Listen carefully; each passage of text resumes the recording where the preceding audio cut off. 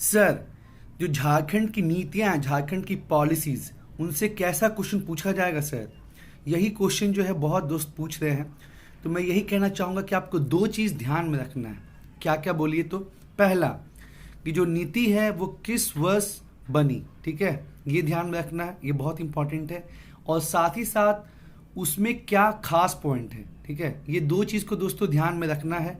और इस वीडियो में हमने कुछ क्वेश्चन के थ्रू जो है आपको ये समझाने की कोशिश की है, और उम्मीद है ये वीडियो देखने के बाद आपको आइडिया लग जाएगा कि आपको किस तरह से नीति से जो है क्वेश्चंस को अटेम्प्ट करना है दोस्तों। तो चलिए स्टार्ट करते हैं।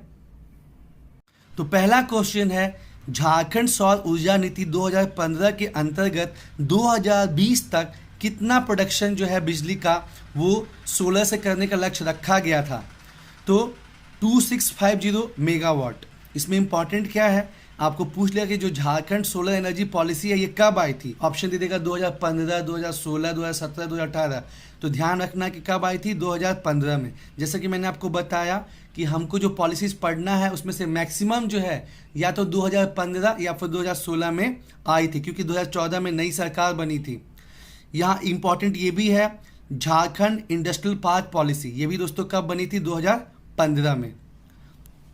Question number 2, Jharkhand state solar rooftop policy जो है ये कब बना था दोस्तों? कि मतलब अलग अलग गवर्नमेंट बिल्डिंग्स पे जो है सोलर सेल लगाया जाएगा, ताकि जो है मतलब क्या हो सके, और भी ज़्यादा सोलर एनर्जी को टैप किया जा सके। फिर इसको बाद में जो है प्राइवेट बिल्डिंग्स के लिए भी प्रमोट किया गया।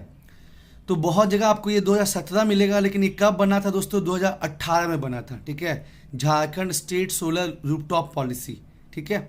और एक चीज़ इंपॉर्टेंट यहाँ पे है कि खूंटी जो है, जो खूंटी का डिस्ट्रिक्ट कोर्ट है, ये इंडिया का पहला ऐसा डिस्ट्रिक्ट कोर्ट है जो कि पूरी तरह सोलर एनर्जी पे चलता है। तो ऐसा भी क्वेश्चन पूछा जा सकता है कि बताइए वो कौन सा डिस्ट्रिक्ट कोर्ट है जो कि पूरी तरह सोलर एनर्जी पे चलता है। तो खूंटी का जो डिस्ट्रिक्ट कोर्ट है वो, ठीक है।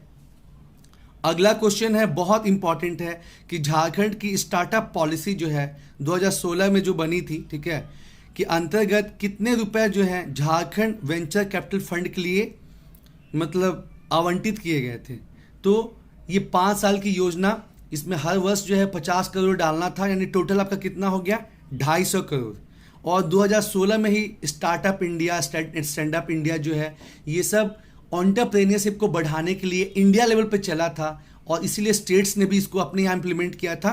तो झारखंड में क्या हुआ था, झारखंड स्टार्टअप पॉलिसी 2016, ठीक है। और इसका मकसद क्या था दोस्तों, ये भी पूछा जा सकता है। इसका मकसद था कि 2021 तक 1000 स्टार्टअप को डायरेक्टली मतलब करना है और 1500 को वर्चुअली करना है। साथ ही साथ इसमें जो है डेडिकेटेड इंक्यूबेशन सेंटर तैयार करना है 1 लाख स्क्वायर फीट का, ठीक है, रिसर्च और डेवलपमेंट को बढ़ावा देने के लिए, मतलब ये एंटरप्रेन्योरशिप को बढ़ावा देने के लिए। और इसमें ये भी बोला गया, इसमें ये भी किया गया कि जो 10 प्रतिष्ठित संस्थान हैं उनको 50 लाख जो है ईच दिया जाएगा, ठीक है। तो ये बहुत महत्वपूर्ण है। और जैसे कि मैंने बताया था कि ये ऑब्जर्व भी किया गया कि इंडिया में जो है एंटरप्रेन्योरशिप बहुत कम होता है। तो भारत सरकार ने stand up India, startup India, ये सब इनिशिएटिव स्टार्ट किया था, मुद्रा योजना। तो उसी के अंतर्गत जो है फिर स्टेट्स भी अपने यहाँ ऐसी पॉलिसी चालू की। तो झारखंड ने स्टार्टअप पॉलिसी चालू किया कब, 2016 में। और इसके अंतर्गत जो है झारखंड वेंचर कैपिटल फंड तैयार किया गया, जिसके लिए टोटल कितना आवंटन, 250 करोड़, हर वर्ष जो है 50 करोड़। और इसमें और भी लक्ष्य क्या रखा गया कि 2021 तक 1000 स्टार्टअप को, ठीक है, डायरेक्टली फंडिंग करनी है, और 1500 को वर्चुअली। और साथ ही साथ डेडिकेटेड इंक्यूबेशन सेंटर जो है 1 लाख स्क्वायर फीट का तैयार करना है। एक चीज़ और यहाँ जान ले दोस्तों, नीति आयोग जो है वो इंडिया इनोवेशन इंडेक्स जारी करती है, ठीक है, जिसमें लेटेस्ट जो आया है आपका 2021 का जनवरी में, उसमें कर्नाटक ने टॉप किया है फिर से, और झारखंड जो है उसका पोजीशन कितना है, 15वां है, ठीक है। 17.12 जो है उसका स्कोर है दोस्तों। और अगर ये हम बात करें ग्लोबल लेवल पे, ठीक है, तो वहाँ भी क्या हुआ है कि इंडिया का जो स्कोर है वो इम्प्रूव हुआ है दोस्तों। इंडियन इनोवेशन इंडेक्स में जो है इंडिया पहली बार जो है ग्लोबल इनोवेशन इंडेक्स में, जो कि विपो जारी करती है, इंडिया पहली बार अंडर 50, यानी कि इंडिया का रैंक क्या है वहाँ पे 48 हुआ है। तो ये काफ़ी अच्छी बात है। ग्लोबल इनोवेशन इंडेक्स जो है वो मेन संस्था कौन है जारी करने वाली?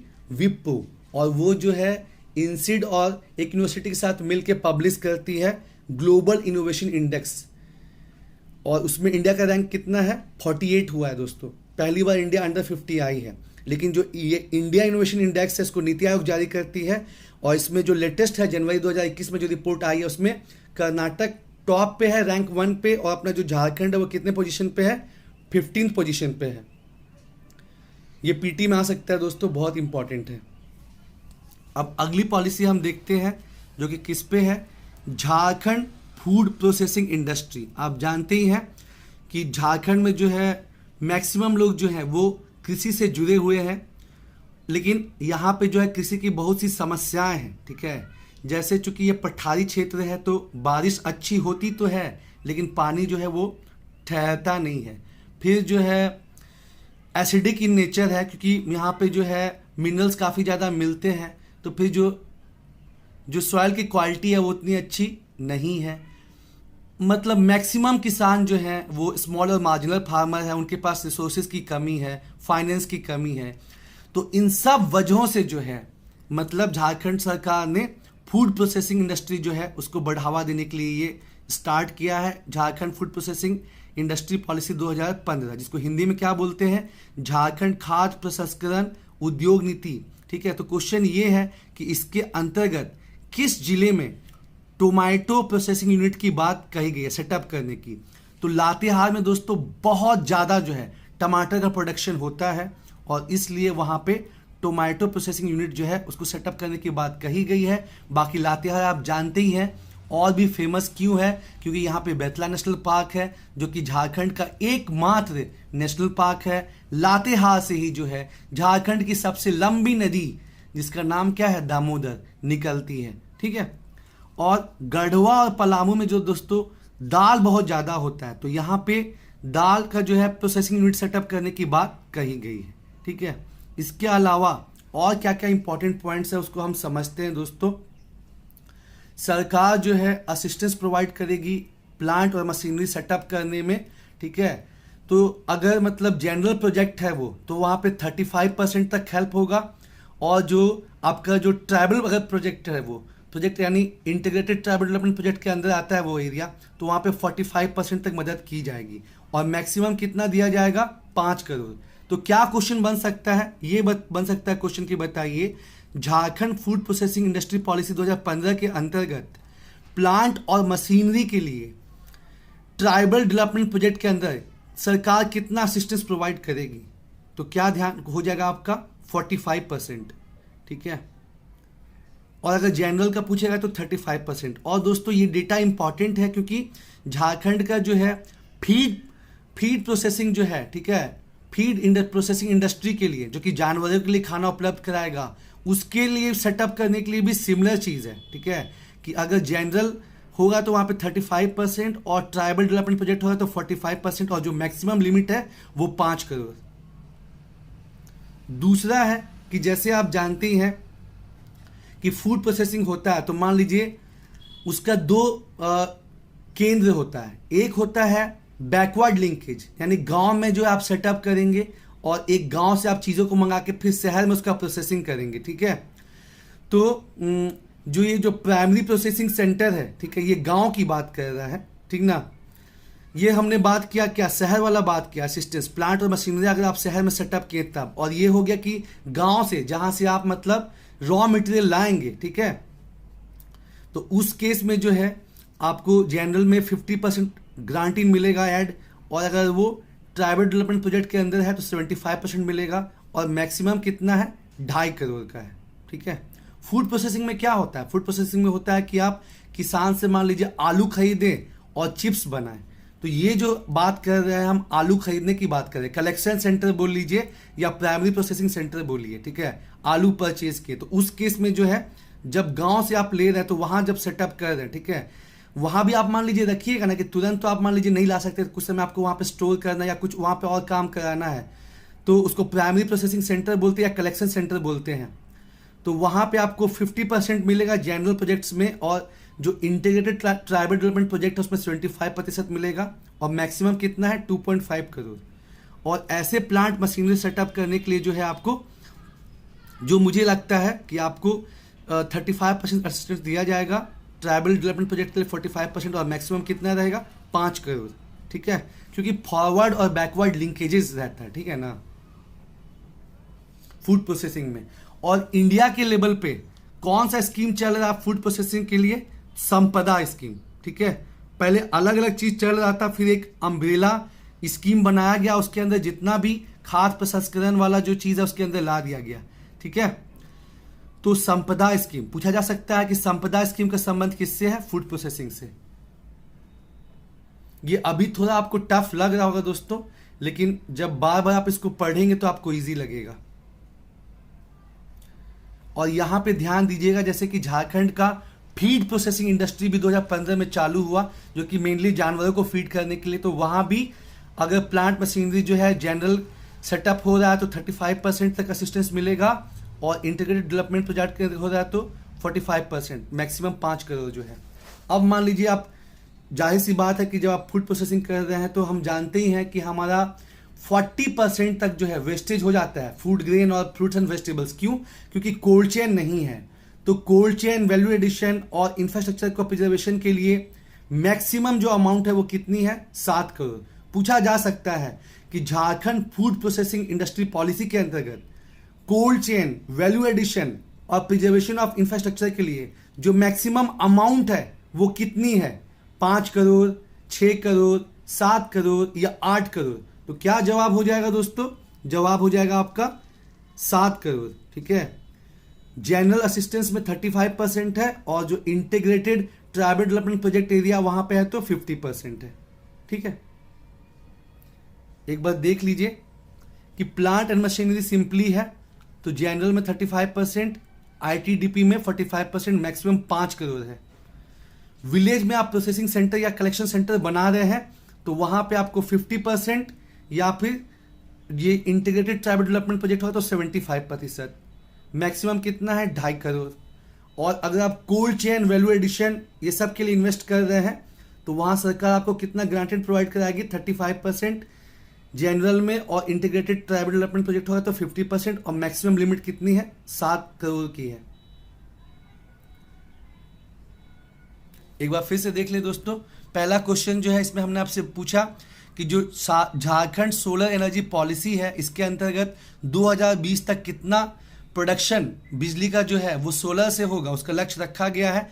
तो इसका जवाब हो गया 2650 मेगावाट।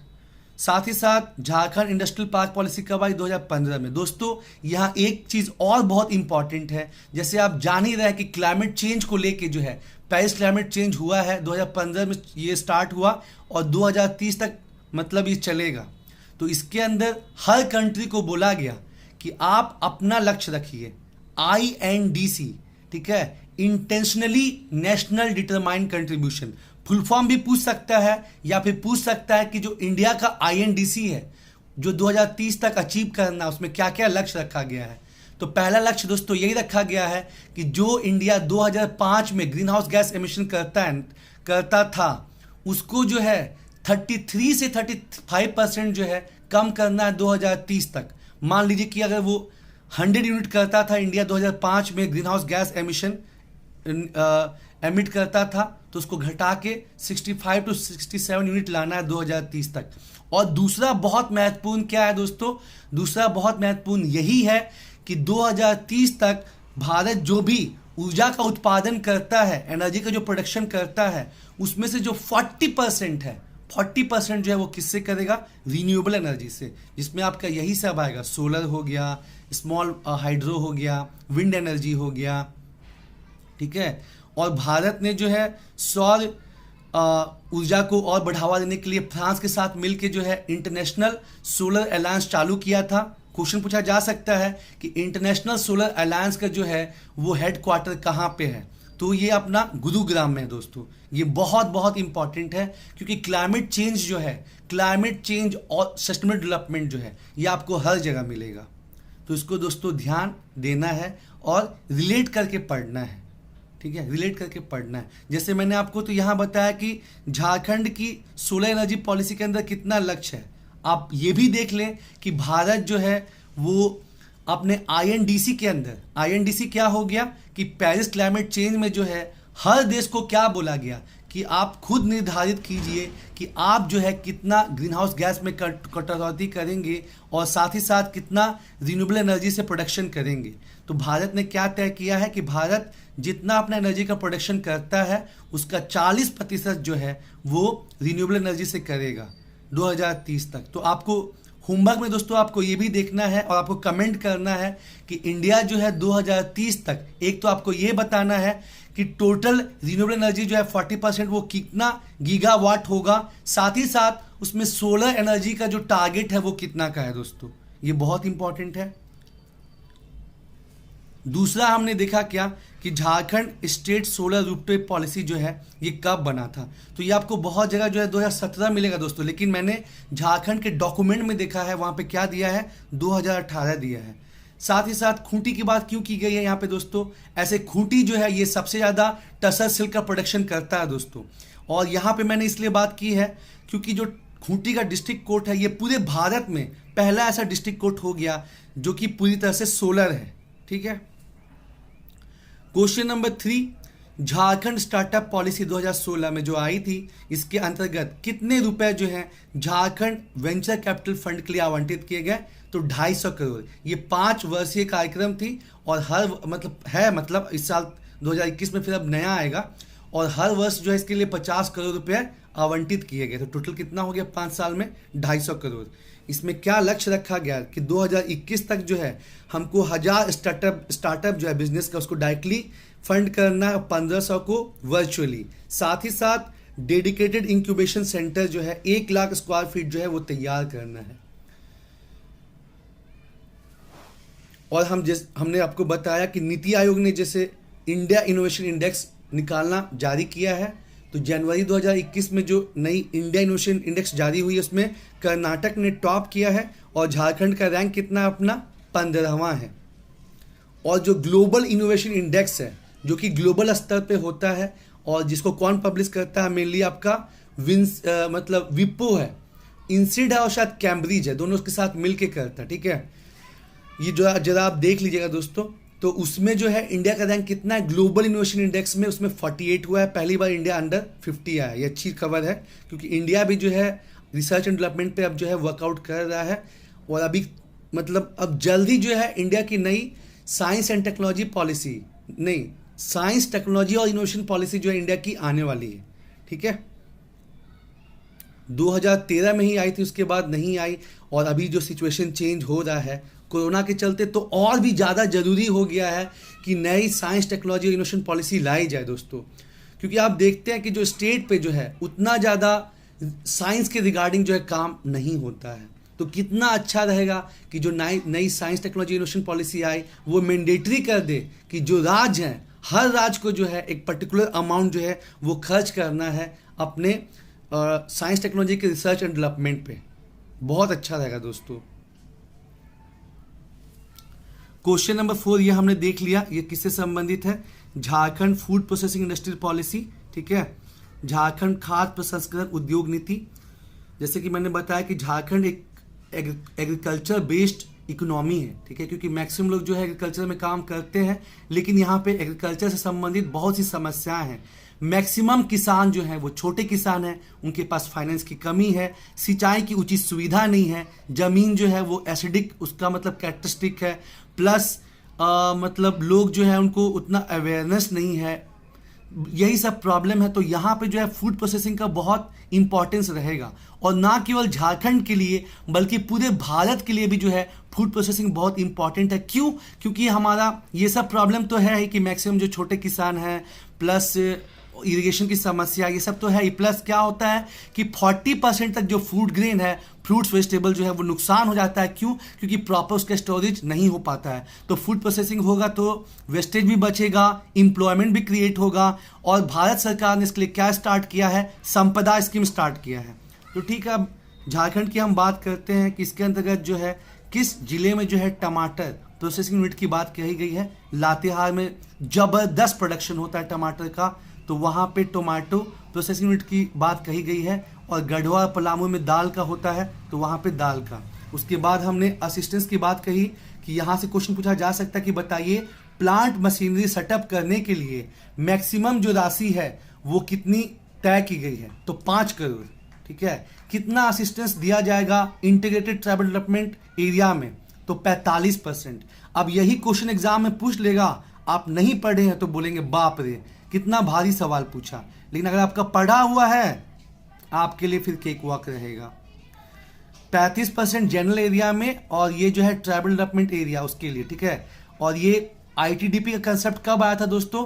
5वीं पंचवर्षीय योजना में ये चालू हुआ था। ऐसा नोटिस किया गया कि जो भी फंडिंग हो रहा है 5 ईयर प्लान में, तो उसका जो है उचित बेनिफिट जो है वो ट्राइबल एरियाज तक नहीं पहुंच रहा है। इसीलिए जो है फिर आईटीडीपी जो है स्टार्ट किया गया था, जिसमें स्पेसिफिकली जो है ट्राइबल ब्लॉक्स को मार्कआउट करके और वहां पे जो है डेवलपमेंट करना चालू किया गया। फिर अगर आप गांव में कलेक्शन सेंटर या प्रोसेसिंग सेंटर सेटअप करेंगे तो वहां आपको मैक्सिमम कितना दिया जाएगा? 2.5 करोड़ तक मदद की जाएगी। 50% जनरल के केस में रहेगा मदद ग्रांट इन एड में, और आईटीडीपी के केस में 75%। और अगर आप कोल्ड चेन, जैसे कि जाहिर सी बात है कि आपको जो है जब इतना बड़ा लेवल पे आप फूड प्रोसेसिंग कर रहे हैं तो आपको जो है उसको सेव करना ही करना है अपने चीज़ों को, क्योंकि जैसे मैंने बताया कि वेस्टेज हो जाता है। तो कोल्ड चेन आप बनाएंगे ही बनाएंगे, वैल्यूडेशन करेंगे, इंफ्रास्ट्रक्चर का प्रिजर्वेशन करेंगे, तो वहाँ पे मैक्सिमम आपको हेल्प कितनी की जाएगी? 7 करोड़। ठीक है, 35% जनरल वाले केस में, और जो आईटीडीपी है इंटीग्रेटेड ट्राइबल डेवलपमेंट प्रोजेक्ट वैसा वाला में 50%।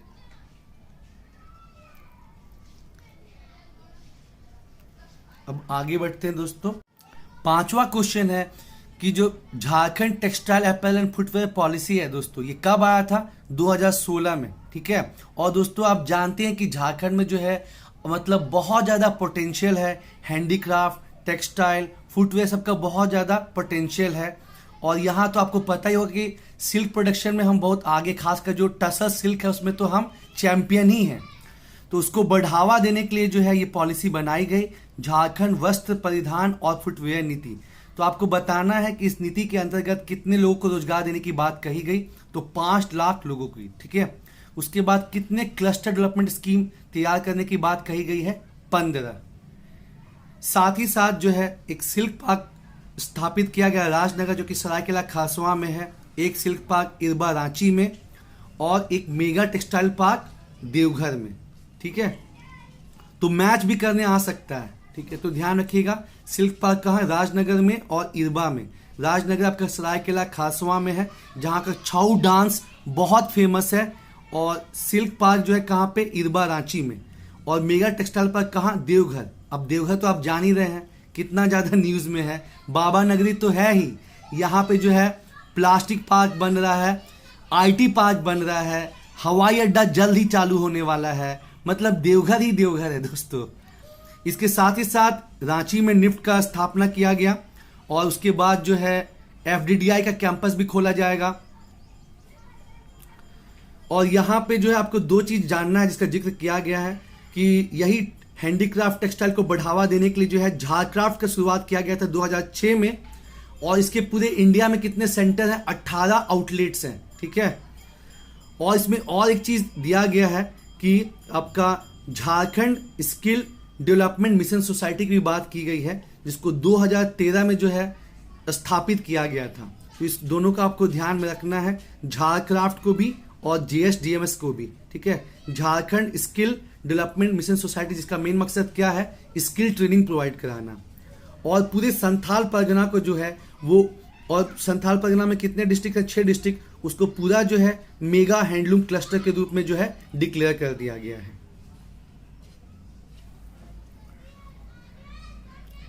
फिर से एक बार देख लीजिए, Jharkhand textile apparel and footwear policy कब आई थी? 2016 में। झारखंड वस्त्र परिधान और फुटवेयर नीति, ठीक है, इस नीति के अंतर्गत जो है कितने लोगों को रोजगार देने की बात कही गई है? 5 लाख लोगों को रोजगार देने की बात की गई है। उसके बाद जो है इसमें कितने क्लस्टर डेवलपमेंट स्कीम्स तैयार किए जाएंगे? ठीक है, तो 15। साथ ही साथ इसमें जो है सिल्क पार्क बनाया गया, कहाँ? राजनगर सरायकेला खरसावां में।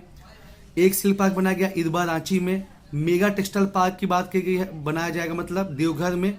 और इरबा में जो है इंक्यूबेशन सेंटर जो है मतलब सेटल किया गया है। निफ्ट में मतलब रांची में निफ्ट और एक एफडीडीआई का कैंपस। और यहाँ पे 2 चीज और इंपॉर्टेंट है, झारक्राफ्ट ये कब बना था? 2006 में। इसका भी सेम मकसद है कि झारखंड में सिल्क टेक्सटाइल और मतलब हैंडीक्राफ्ट को बढ़ावा देना।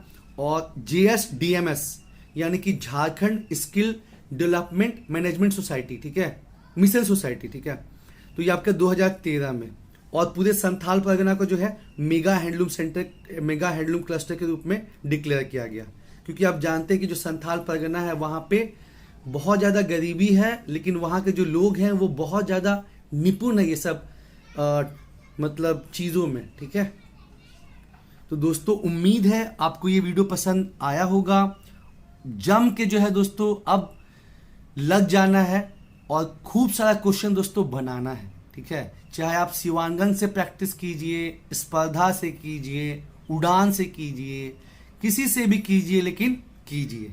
बहुत हाई टाइम है दोस्तों। चलिए, ऑल द बेस्ट।